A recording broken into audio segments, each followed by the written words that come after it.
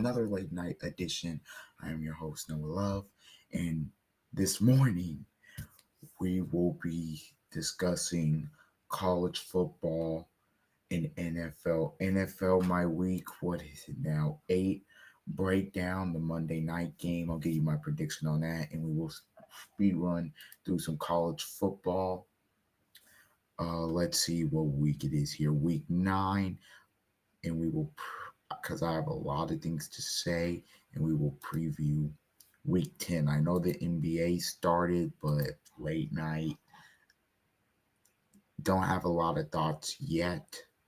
But if Tuesday I may be able to get out a video discussing some of that. But let's jump straight into it. Okay, we've got college football with a whole bunch of action. Uh, Pittsburgh stayed undefeated when they beat Syracuse 41-13. Boise went to UNLV on Friday night and got a big time win. Big time, big time, big time win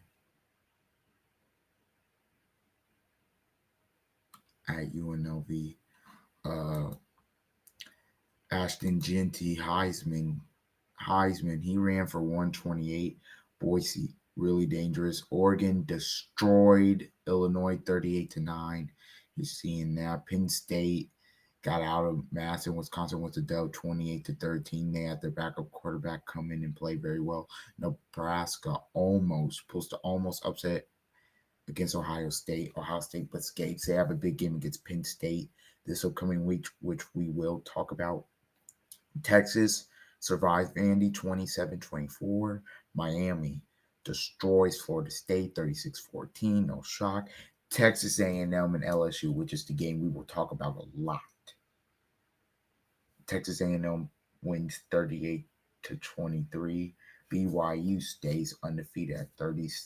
UCF 37-24. Notre Dame absolutely slaughters Navy 51-14.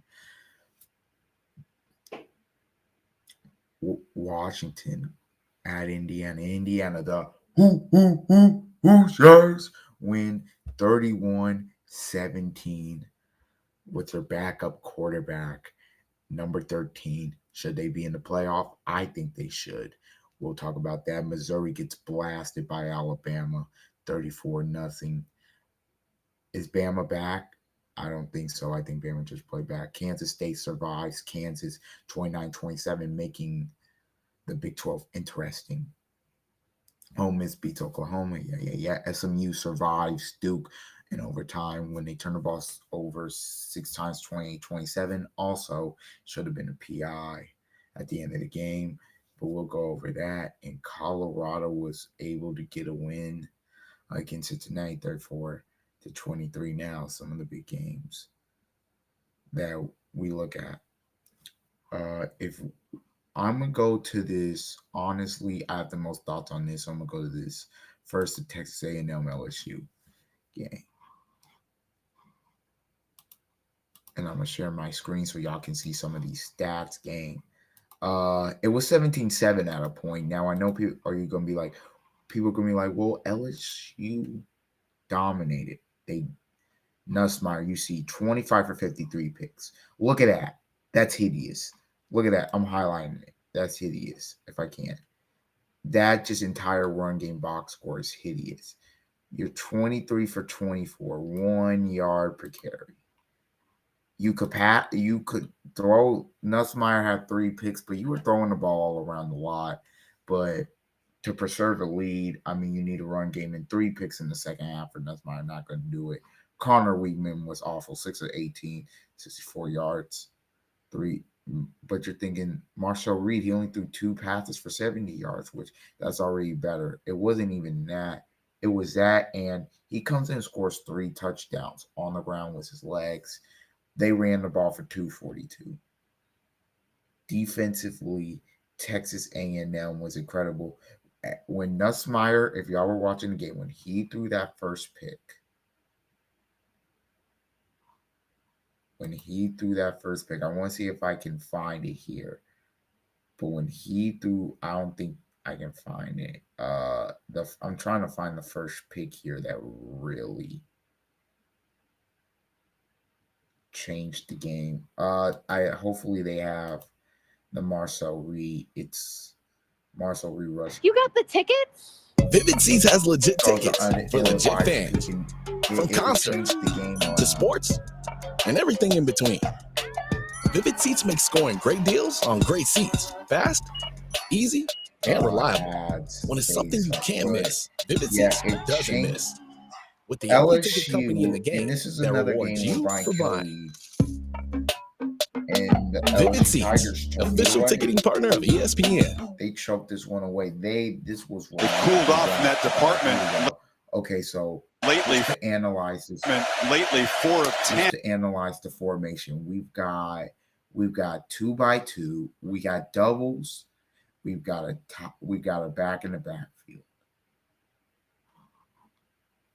And Nussmeier backpedaling, running out of pressure gets there. Time spinning away. And as a gunslinger 32 trying to make a play. Now he flips it up into traffic and makes a mistake. Trying to force the play, and it's intercepted. BJ Mays rumbling down inside the 10. That's the takeaway LSU was dreading. And that's the one, that's the one where you just can't have it. You can't have it. That one changed the game. They go in, they score a touchdown, and y'all know the rest. But looking at this game here, Texas A&M, look at that right here. You outscore them 31-6 in the second half. 31-6. Hell of a game by Texas A&M. They play well. Mike Elko, great story in his first year. LSU now is on the playoff. Their playoff chances are teetering by a thread. You look here. Look, this is a big one. Next Saturday night at South Carolina. That's a trap game because South Carolina plays a lot of team tough. I know people are gonna be like, well, they're 4-3. They play a lot of teams tough. At South Carolina. But if they can win that, you've got New Mexico State, Auburn, then you're at home against Texas. And realistically,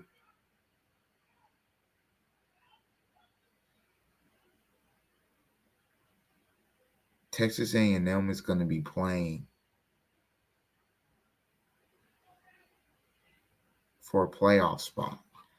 Texas A&M and Texas are going to be playing for a playoff spot here. Like,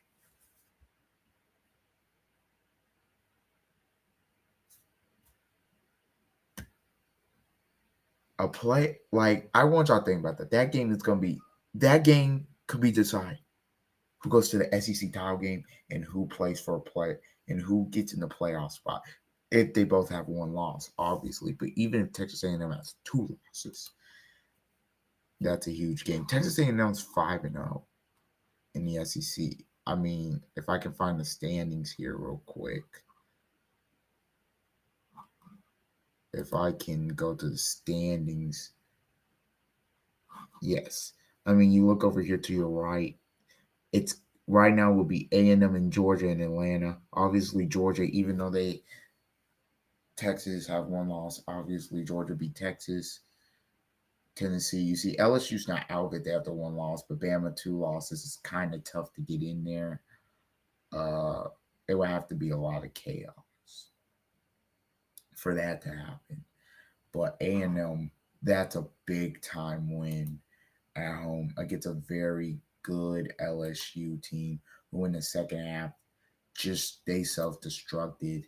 And Brian Kelly in big games this year, he was able to get the Ole Miss win, but Ole Miss is another team that self-destructs in big games, in my opinion. That's a big time win for Texas A&M. Now, let's get to Oregon destroys Illinois. Oregon was just better up front, everything. Nothing really big to discuss there. I want to get into some Ohio State talk and then some Indiana talk. And then to end it off, I'll get into next week's matchups and I'll talk about that for a little bit. Ohio State played Nebraska. If you watch this game, Nebraska outcoached Ohio State. Ohio State just they found a way to win. That's what great teams do. Dylan Raiola, he was dinking and dunking. The Ohio State defense was fantastic. They were fantastic. Well, I mean, but look at it. Okay, if you're just looking at the stats, look at third down. You can't be 1 for 10 on third down. Ohio State. They only got 11 first downs. Now, in terms of the yards per pass, 13.8. Jeremiah Smith had a big catch for a touchdown, but they couldn't really run it. Only 64 yards. I mean, the time of possession. I mean, Nebraska, they held the ball for a lot. I think Dylan Raiola really progressed in this game as a quarterback. I think he made right reads. I think he didn't try to force it. But I think Ohio State's defense played really well. Where I'm concerned is the Ohio State offense, because this is a team where if you're looking at Nebraska, they just got ran all over by Indiana. And maybe Indiana's just that good, in my opinion. They are, but you run for you in total 31 carry, 2.1 yards per carry. To me, Nebraska's up 17-14. And obviously, Ohio State goes down, gets a touchdown, you lose the game. But Nebraska showed a lot of grit in this game. Ohio State going to Penn State.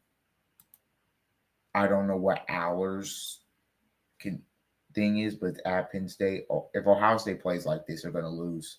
And if they lose, not only have you lost your last 2 big games, but if you're looking at your resume for the college football playoff, it's not a great one. It's not an outstanding one.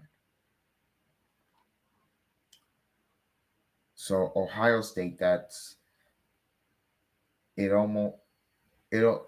almost feels like next week is a must win for them, and it's a must win for James Franklin, because with the team you have this year, Singleton, Allen, Allard. Now you got the backup. Primvila, I think his name is. He came in. He ran. He threw. You got the best tight end in college football, Tyler Warren. You got Abdul Carter on the defensive, on the edge, rushing. Penn State has everything they need this year to win.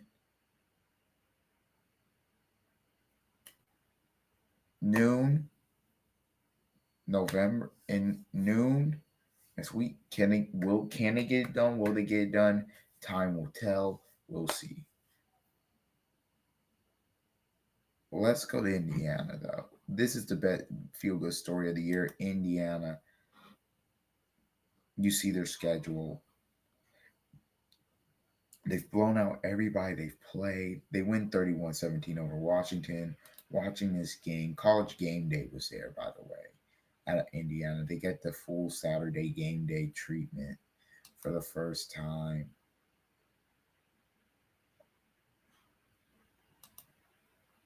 There was a pick six. This guy Pons. And you're looking at Indiana and Oregon, of course, 5-0. Again, if Ohio State beats Penn State, that's huge. For Indiana, if they could stay undefeated. Look, if Ohio State beats Penn State and Indiana goes and beats Ohio State, Indiana, if they stay undefeated, you're almost guaranteed a shot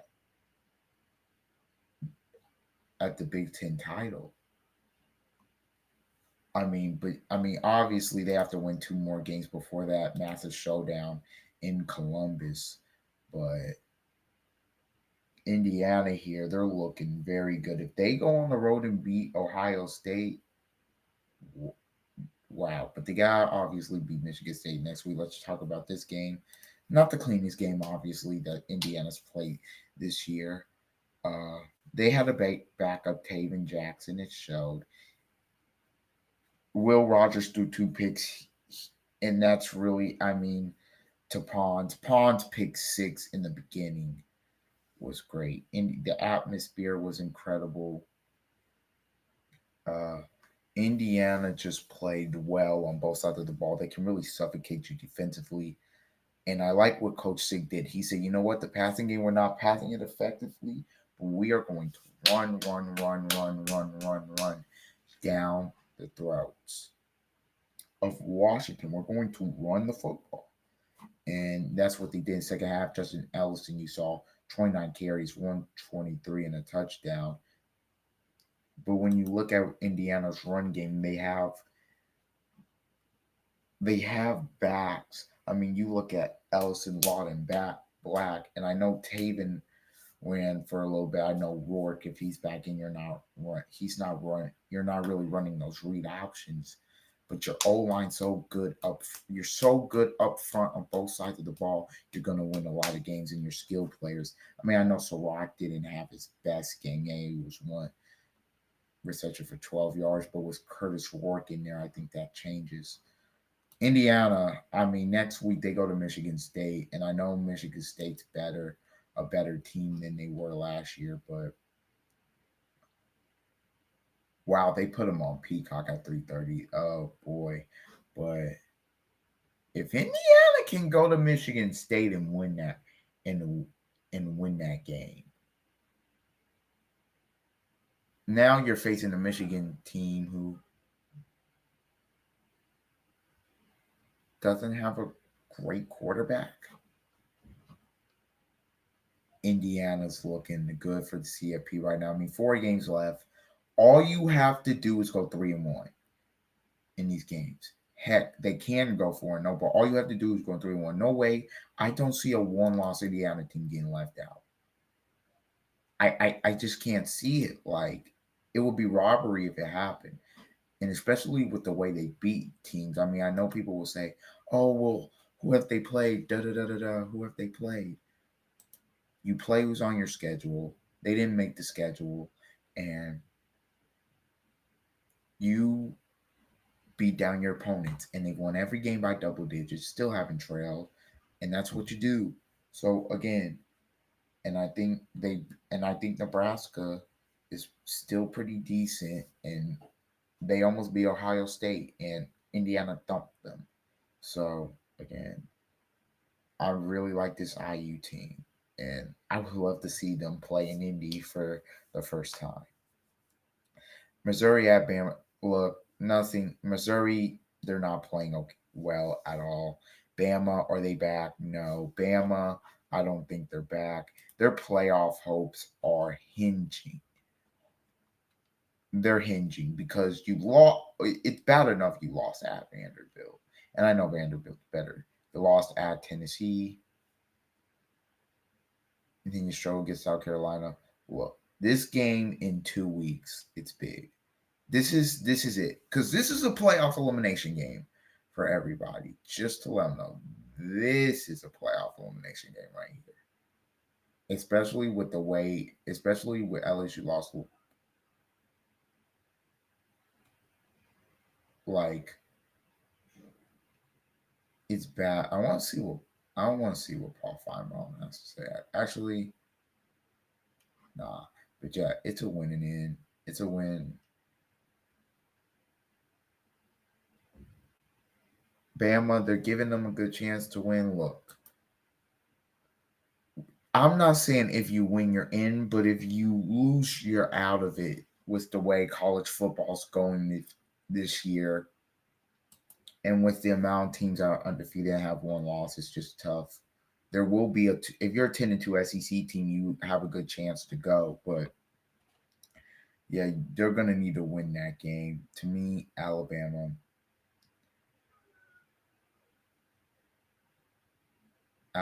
They're back. They're I gotta see if they go on the road to beat LSU, then maybe they're back. But defensively, you gotta be pleased with what you saw, shutting out Missouri. I know Cook went out, but I think if Cook didn't go out, wouldn't have made much of a difference. Some ACC, you saw SMU and Duke it out. The ACC is interesting because the ACC, I know now we'll get into some of next week games here. Let's go week 10. Obviously, obviously we know this is a big game. Miami, Duke goes to Miami. I know Miami's a 20-point favorite, but Duke, they're not bad. But Miami, they're top 5 here. So college football playoff, but in the ACC, if you look at that ACC, look, they should be undefeated the rest of the way. I mean, they have to go to Georgia Tech. I know to Syracuse, where Syracuse, for some reason, that dome, they find a way to upset teams. But you're looking 3-0, 4-0, 5-0.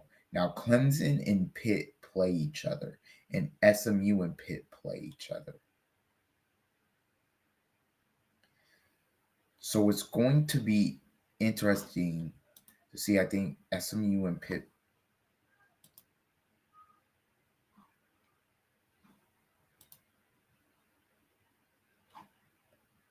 I think SMU and Pitt play. I think it's this week.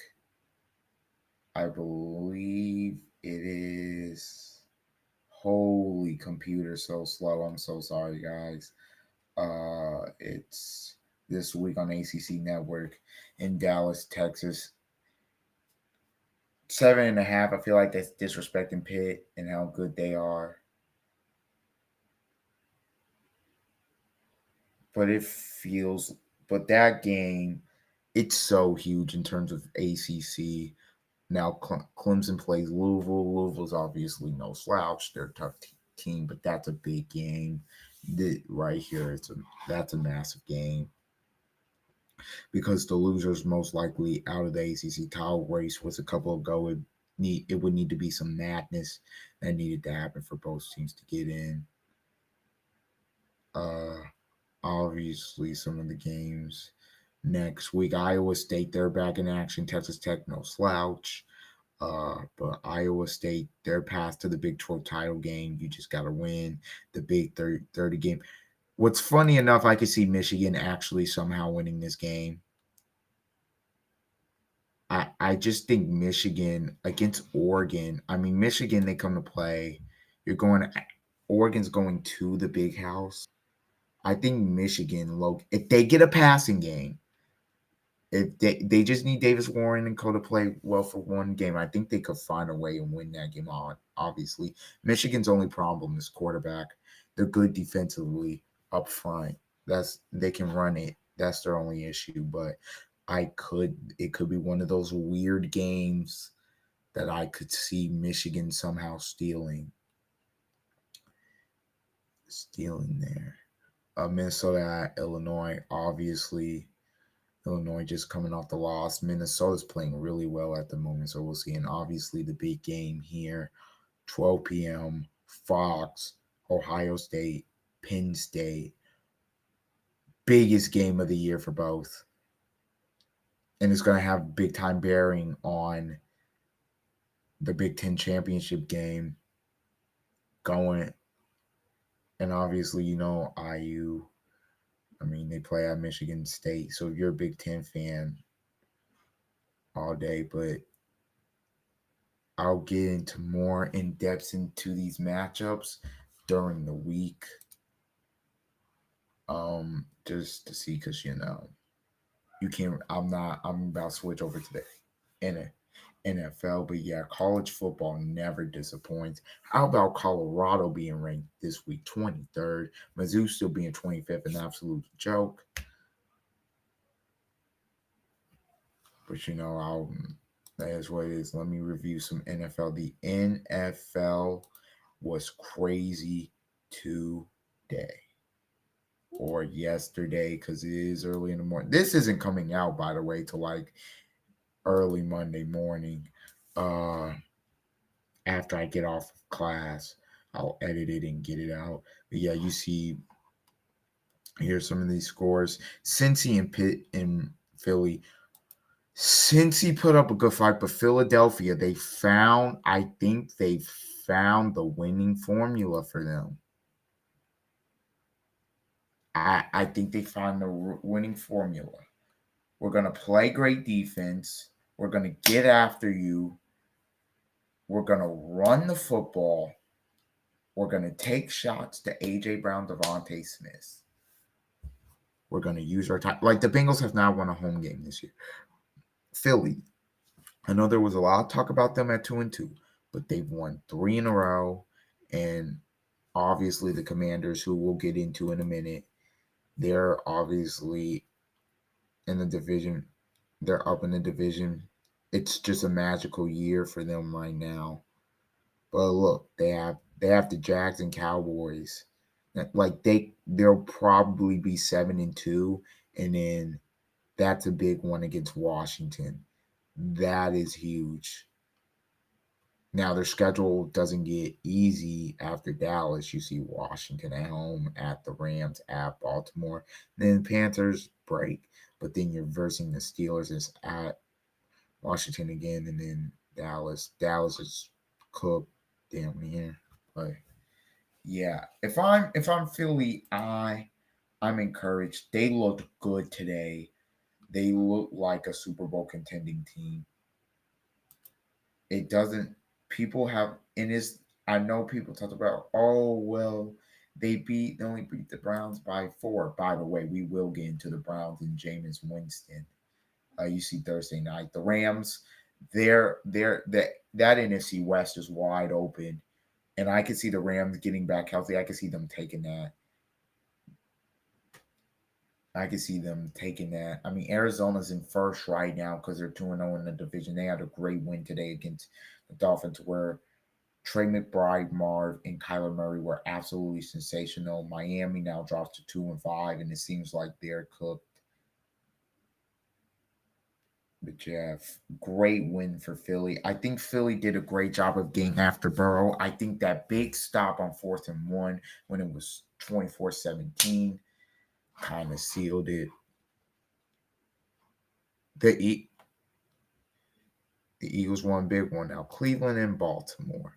Baltimore did a hell of a job to Baltimore. Cleveland did a hell of a job to win this game. Jameis Winston, 3 touchdowns, 334 passing. You see the difference between him and Deshaun. Guys want to play for him. They want to block for him. They want to catch for him. He's a great leader. They want to play. They play their ass off for Jameis Winston. And Henry only got 11 carries in the game, which I'm not a huge fan of, but they were stopping him. Look, Lamar Jackson did everything he could to win this football game. He did everything he could. I mean, if Rashad Bateman could catch, I mean, Kyle Hamilton, you have a game-winning interception in your hands and you just drop it. Zay Flowers had a good game, but Lamar's frustrated because this is a game that you shouldn't have lost. This is a game that you shouldn't have dropped. Plain and simple. Look, I know I said about Jameis, and I know that this team, like the Browns, aren't 1-6 bad. I really just think it was quarterback. And I know it's a division game on the road, but again, they were 1-6 coming in. You are what your record says you are. Baltimore, you can't lose a game like this. I get it, you have won 5 straight, but this is the second game you've dropped. The Raiders game you dropped because you didn't give Henry the ball in the 4th quarter. You had chances to put Cleveland away and you don't. And now you're facing Denver next week, which is the Steelers win against Giants, which is likely. That's like a wild card battle, so that's huge. But if I'm the Ravens, I wouldn't trip a whole lot. I wouldn't trip a whole lot, but that's a tough loss. But if I'm Cleveland, great win. Jameis Winston, everybody, including myself, was like, play Jameis, play Jameis, play Jameis. Jameis came in, and Dan Orlovsky's going to be happy tomorrow because he's going to be like, see, I told you. Jameis was on time. He was accurate. He stood in the pocket, made some big-time throws down the stretch. The one to Cedric Tillman to win it. And obviously, it comes down to the last play. And the big thing about Cleveland, they just battled. Now, he's saying it's the start of – Jameis says it's the start of something special. Now, look, I get they have all these L's, but they got the Chargers next week at home, which isn't impossible. And then they have the Steelers on the road. Or not the Steelers, but the Saints on the road. If they're 4-6 here, I'm not saying they're gonna make it. But I mean, with Jameis and the way that defense plays, you can't tell me there's not at least an outside chance. Unless they come back down to earth next week. The Chargers got to win against Saints, which I didn't really watch that game. I'm not going to lie to you. I was focused on the Bears and Commanders. But Cleveland, that's a good win for them. I'm glad the morale's up in the locker room. He says we have to stay hungry, stay focused. That's great. Detroit beat Tennessee. All I have to say about this is Detroit's playing like the best team in the NFL right now. I know Kansas City, but they're playing like the best team in the NFL right now. And Tennessee needs to fire Cole Anderson because holy, this game, okay, Arizona, that was a gritty win. They're first in the division. Kyler McBride was huge. And Marv. New England losing to the Jets. New England being the Jets. Holy cow. The Jets are cooked. It's over, gang. You're 2-6. It's over. Jacoby Brissett leads a game win. Like, it's over. Like, I don't even know what to say. Like, it's over. You're 2-6. Super Bowl or like, it's bust. It's over.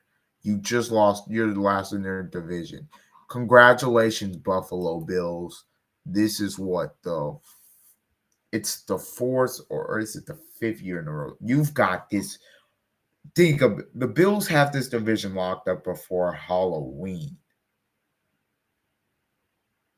Halloween, they have this division wrapped up. You got to think about it.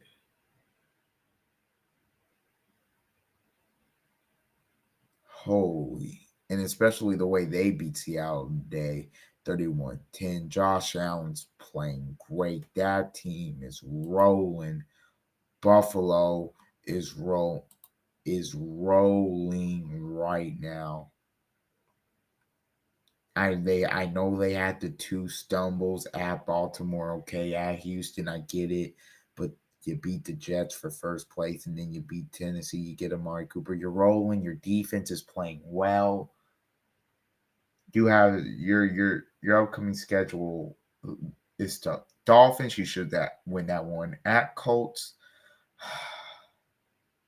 we'll get into that in a minute. Versus the Chiefs, which is a big one. Then you've got the Niners at. So it's not easy by any stretch of the imagination, but in most of these games, you'll be favored. I'm really excited in December. At Detroit, my goodness, the atmosphere is going to be crazy and everything. But by the way, Detroit and Green Bay is massive next week. That is massive. On all levels, that game is massive, considering that the fact that Detroit is the number 1 seed right now, and Green Bay, 6-1, 6-2, winner takes first place of the NFC North. That game's massive. Green Bay, Jordan Love went out, but Malik Willis able to find a way to win.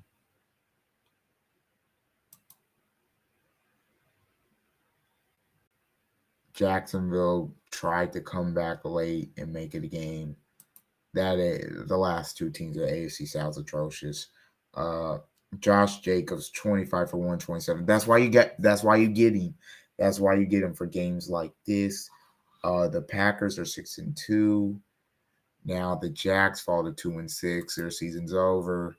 They're probably gonna fire Doug Peterson at the end of the year. It's hard to say. I blame them. But what a game. What a win for Green Bay. Atlanta beats Tampa Bay in a really really good game. Uh, Look, Atlanta offensively they're rolling. They swept Tampa Bay, so now it's their division to lose. They have basically a 2-game lead. Big time win. Kirk was again fantastic. Baker was again fantastic. Just again, Baker defense let him down in week 5, let him down here.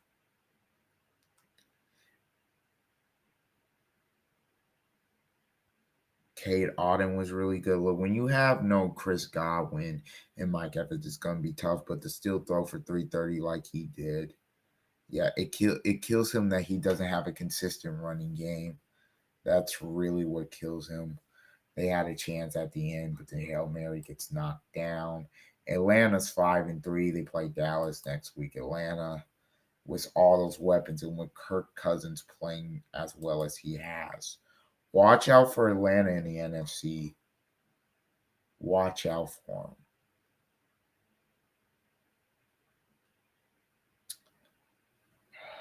Now I can't believe I'm forced to cover this. I can't believe I'm forcing myself to cover this. Houston and Indy. This game, this was a bad day for AR. It's bad. It's a bad day. It's a bad day for AR. Just look at the stat line. He's 10 for 32 for 175 and 1 touchdown interception. Now, according to some people, I have to add I'm gonna add context. Look, receivers didn't help him out today. Plain and simple. Receivers didn't help him out today. But gang.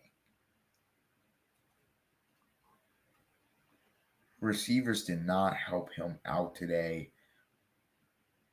But he was pretty bad. The pick you throw before the half.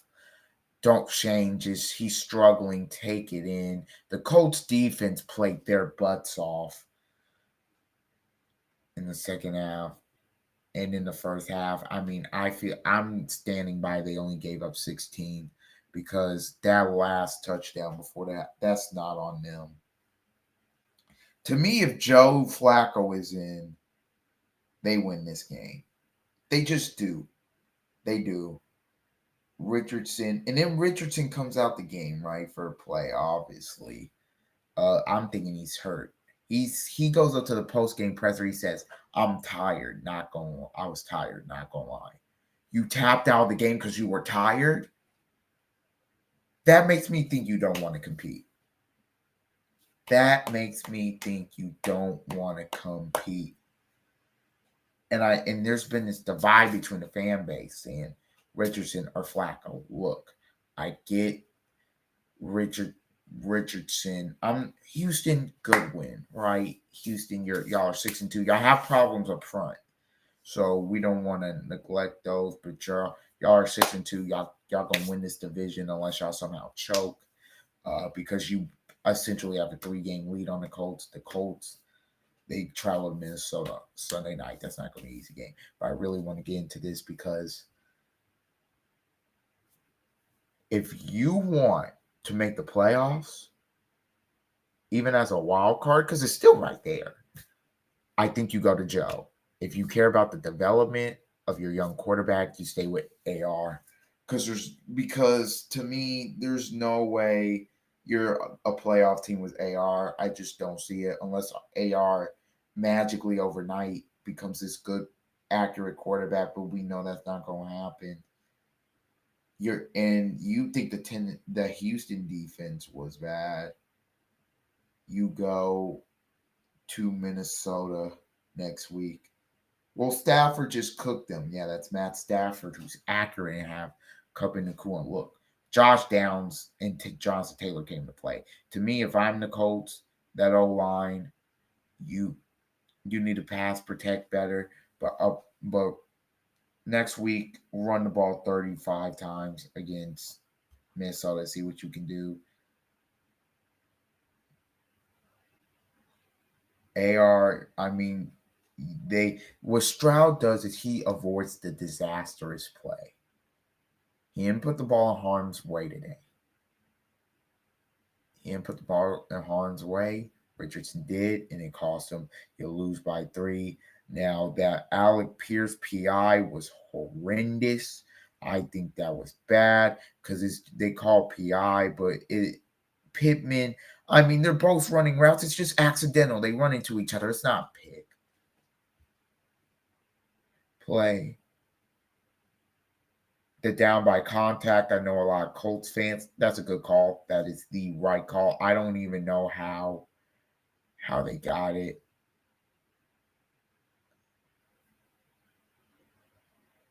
Like, I don't know whose fault it was there, but Odengbo got it, and man, if he was not down by contact or running on the way back. Stephon Diggs exits the game after a non-contact injury. Look, you're getting Nico Collins back in a couple of weeks. You're going to need him, but that's a tough loss to take. That is a tough loss to take. And Houston's got the Jets next week, who are just or this upcoming one on Thursday night, who is they are absolute dumpster fire. If I'm the Colts, I don't know what I do, because you have to talk about it. If it's just about developing your quarterback for the future, then yes, play IR. But if you're serious about winning this year and you feel like you can win this year, play Joe. Genuinely, play Joe. That's just my thoughts on it. I mean, I can go more in depth. I may even make a short video going more in depth about AR struggles and about how Joe filled in for him and did a nice job. Game. Chargers and Saints, nobody cares. Saints suck. Chargers, nice win. Buffalo and Seattle, great win for Buffalo. They dominated Seattle. Just straight dominated. Denver and Carolina. Denver is 5-3, and they are sneakily a team that can make that. They go to Baltimore next week, and well, it doesn't get any easier, right? So they could obviously lose all 3 of these games here. But Denver has a very good defense, and if Bo Nix can play well, I mean, maybe they can steal 1 or 2 of these things. The Broncos are in the thick of this. The Chiefs, they won 27-20 against the Raiders. Chiefs still the lone undefeated. Mahomes played better against the Raiders defense. Raiders were scrappy. Chiefs, I mean, what more can you say? They're not the sexy Chiefs. This is a Chiefs team that smash mouths, punch you in the mouth defensively. And offensively, they do just enough to win. Now, this Washington-Chicago game was crazy. Chicago was going to win this game. They did not deserve to win it, though. They didn't. They didn't play well enough, I feel like, during the game. I feel like Swift, that big touchdown run, got them going, obviously. But Caleb Williams wasn't as effective to Jaden Daniels. But let's just get to this Hail Mary, because this is when you know you're having a special season. By the way, the Bears would have been up 2 scores if on I think it was 3rd and goal. Why are you giving it to a fullback? Or not to a fullback, but to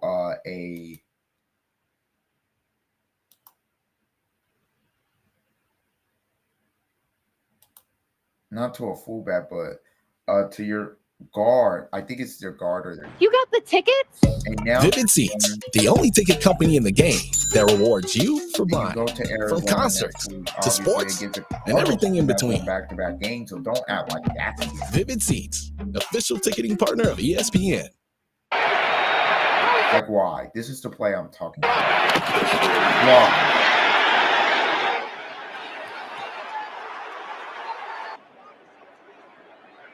Why? Why are you giving it to a guard there, gang? Like, why? I don't get it. Why are you doing it? Like, and because if you score that and they go up, I mean, essentially you open up 2 scores. Look, St. Jude's got bailed. I think it was the 4th and 3 game on the line. You get a hold on Keenan Allen. Bears go in for a touchdown.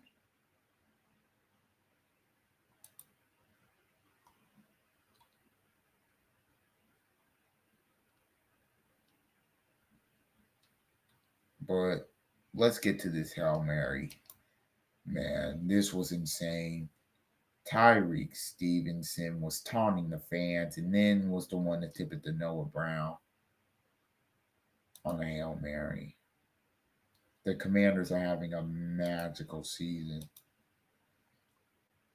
And honestly, I couldn't be happier. Company in the game that rewards you for buying. From concerts to sports and everything in between. What happens? You're now 6-2. VIP Seats, official ticketing partner of ESPN. 4 of them at the goal line. They bring 3. Daniels backing up. He's just going to have to let one fly. Goes to the right side. Steps away from the defenders. And then this is just incredibly bad. Steps up, fires, heads towards the end zone. It is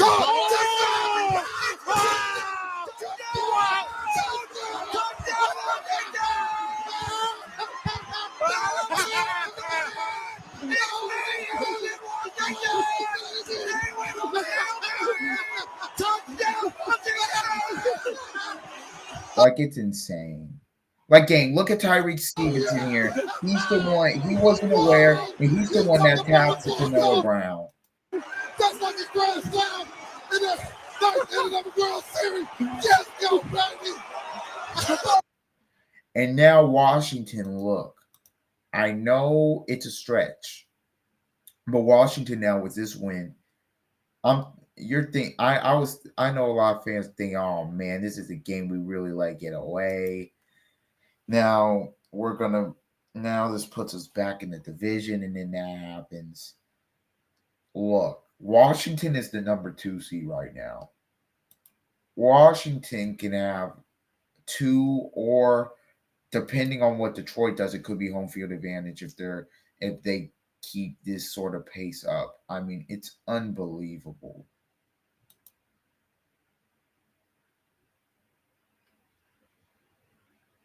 I mean, because if you look at it, next week they're at the Giants. So I'm thinking, okay, 7-2. Then they play the Steelers at home, which obviously isn't easy, but then you're at Eagles and you have the Cowboys, who that's a big rivalry. They come there, then you have the Titans, then you're at the Saints, then you have the Eagles again, obviously, huge game. Then you have the Falcons, and then at Dallas to finish. The Commanders are 6-2 right here, and we're heading into November football where all these games matter. Everything is at play for Washington. Their defense has stepped up the last couple of weeks. Jaden Daniels was great, was good today. I don't want to say he was great. Not everything was perfect, but he was very good today. Chicago, that's a tough one to swallow if I'm a Chicago fan. And if you miss the playoff by 1 game, you're going to be looking back at obviously the Colts game where that's a game that you could have won, where it was ugly, but you couldn't pull it out. And then you're going to be looking at this game where you had it, but on 1 play. I mean, they easily could be a 6-1 football team right now. They're now 4-3. That's a tough one to swallow.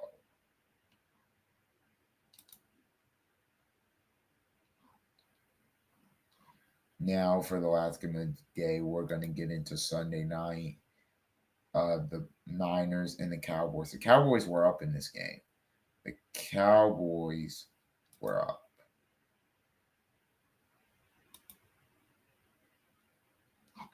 The Cowboys were up. Holy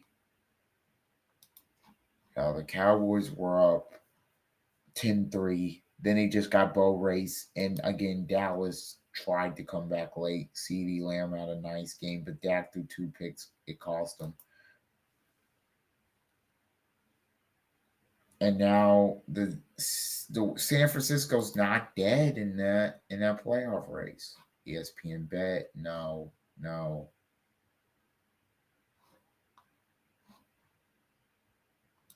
They don't like that, but look, they're not dead in the playoff race. They are not dead. Lamb was 13 for 146 and 2 touchdowns. that Bears game, that's a tough one to lose. You look at San Fran, they ran for 223. To me, Jerry Jones it's a failure. Front office, they didn't do anything to get better. San Fran really dominated in the third quarter. You see 21-0. Dallas, they just couldn't overcome it. They had a chance. They were 30-24, but they got no yards. In Dallas, they now go to Atlanta and they're still searching for answers. Meanwhile, San Fran gets a much needed bye. So it's for the NFC West is wide open. We'll see what happens there. But overall, there's not much to say. San Francisco's just the Cowboys' daddy. They're better. They're just bad. They're just better than Dallas. They're just better than Dallas. And they're more physical than Dallas. Plain and simple. Dallas 3-4. That division, nope. It's over. You're not winning it, and the wild card is looking bleak. Now we have the Giants and Steelers on Monday night. I've got the Steelers in this game. Defensively, I think they step up. I think this is actually going to be a low-scoring game because the Giants' defense, they have one of the best D-lines in the league, but nobody talks about it because their offense is so bad. But I think Russell Wilson, they win this game. They go into the bye 6-2 on top of the AFC North, and they get ready for a tough stretch of games after the bye, and that's where Mike Tomlin will evaluate and make his decision on who his quarterback is. But this is college football / NFL review for weeks 8 and 9 respectively. If you like this episode of the Don't Argue with the Facts podcast, please like, share, and subscribe. Follow my Instagram at the Don't Argue with the Facts podcast. Hopefully I'll be able, if I don't get sidetracked, because I'm still in school and stuff, so episodes won't be coming out as frequently like I did in the summer. Hopefully I see you guys either Monday morning or Tuesday. This video will be uploaded on Monday morning. Now, because it's 1:30 right now. Probably I'll say around 10:30, like I did last week. It'll be uploaded. Depends how class is.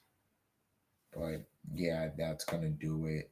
Again, please like, subscribe, share, follow, tell all your friends. And until next time, stay blessed, stay safe. God bless. See ya.